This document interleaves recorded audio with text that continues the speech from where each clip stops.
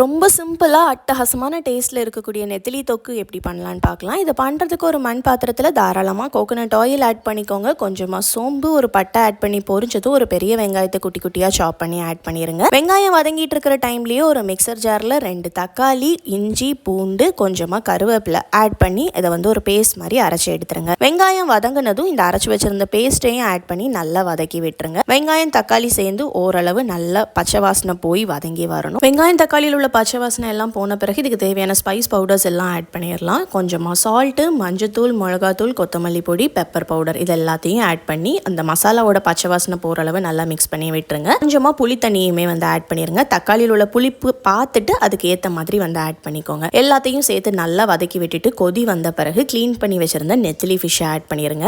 இந்த தொக்குக்கு பெரிய நெத்திலியை விட குட்டி குட்டியாக இருக்கிற நெத்திலி தான் செம்ம டேஸ்ட்டாக இருக்கும். நெத்திலி மீனை ஆட் பண்ணிவிட்டு லைட்டாக வதக்கி விட்டுருங்க. ரொம்ப வதக்க வேண்டாம். அப்புறம் மீன் எல்லாமே பொடிய ஆரம்பிச்சிடும். 7 to 8 minutes கவர் பண்ணி லோ ஃப்ளேமில் குக் பண்ண வச்சுருங்க. மீனெல்லாம் குக் ஆகி தண்ணியெல்லாம் வற்றி எண்ணெய் பிரிஞ்சு வந்த பிறகு ஃபைனலாக கொஞ்சமாக கரம் மசாலாவும் கொத்தமல்லி இலையும் தூவி ஆஃப் பண்ணிவிடுங்க.